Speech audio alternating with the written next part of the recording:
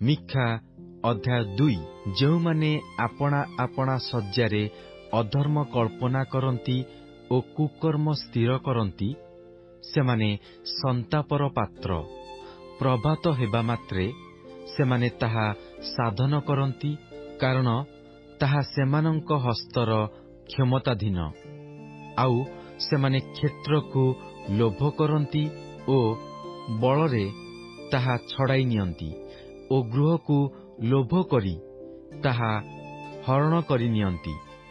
ଆଉ ସେମାନେ ପୁରୁଷ ଓ ତାହାର ଗୃହ ପ୍ରତି, ମନୁଷ୍ୟ ଓ ତାହାର ପୈତୃକ ଅଧିକାର ପ୍ରତି ଦୌରାତ୍ମ୍ୟ କରନ୍ତି।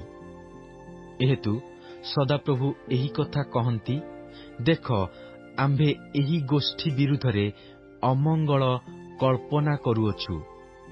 ତହିଁରୁ ତୁମ୍ଭେମାନେ ଆପଣା ଆପଣା ବେକ କାଢ଼ି ନେବାକୁ କିଏବା ଗର୍ବ କରି ଚାଲିବାକୁ ପାରିବ ନାହିଁ, କାରଣ ତାହା ଦୁଃସମୟ ଅଟେ।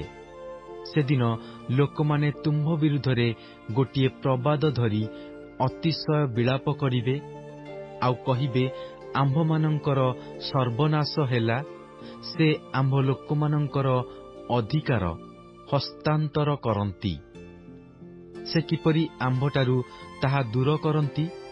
ସେ ଆମ୍ଭମାନଙ୍କର କ୍ଷେତ୍ର ବିଭାଗ କରି ବିଦ୍ରୋହୀମାନଙ୍କୁ ଦିଅନ୍ତି।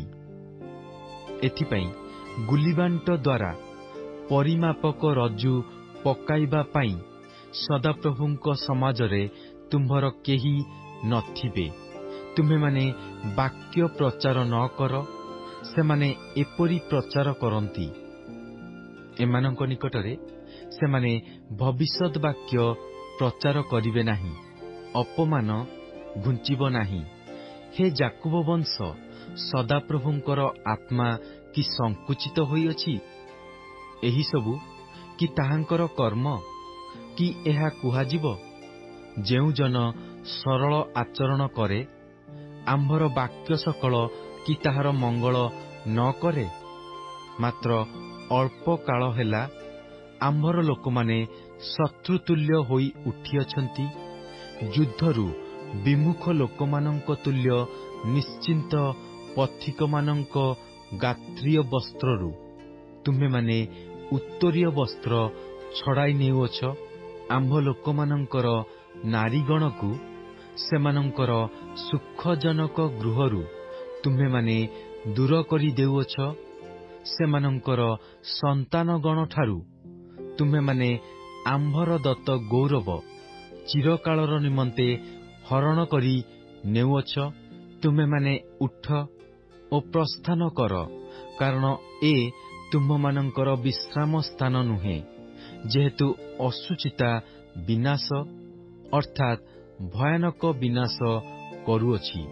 ଯେବେ କୌଣସି ଲୋକ ବାୟୁ ଓ ମିଥ୍ୟା କଥାର ଅନୁଗାମୀ ହୋଇ ମିଥ୍ୟାରେ କହେ, ଆମ୍ଭେ ଦ୍ରାକ୍ଷାରସ ଓ ସୁରା ବିଷୟକ ଭବିଷ୍ୟତ୍ ବାକ୍ୟ ତୁମ୍ଭମାନଙ୍କ ନିକଟରେ ପ୍ରଚାର କରିବା, ତେବେ ସେ ତ ଏହି ଲୋକମାନଙ୍କର ଭବିଷ୍ୟତ୍ ବକ୍ତା ହେବ। ହେ ଯାକୁବ, ଆମ୍ଭେ ଅବଶ୍ୟ ତୁମ୍ଭର ଯାବତୀୟ ଲୋକଙ୍କୁ ଏକତ୍ର କରିବା। ଆମ୍ଭେ ଅବଶ୍ୟ ଇସ୍ରାଏଲର ଅବଶିଷ୍ଟାଂଶକୁ ସଂଗ୍ରହ କରିବା।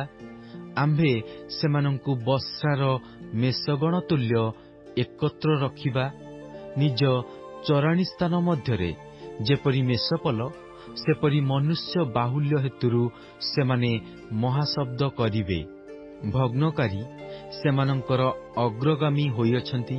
ସେମାନେ ବେଢ଼ା ଭାଙ୍ଗି ଦ୍ୱାର ପର୍ଯ୍ୟନ୍ତ ଯାଇଅଛନ୍ତି ଓ ସେହି ଦ୍ୱାର ଦେଇ ବାହାରି ଯାଇଅଛନ୍ତି। ପୁଣି ସେମାନଙ୍କର ରାଜା ସେମାନଙ୍କର ଆଗେ ଆଗେ ଯାଇଅଛନ୍ତି ଓ ସଦାପ୍ରଭୁ ସେମାନଙ୍କର ଅଗ୍ରଗାମୀ ଅଛନ୍ତି।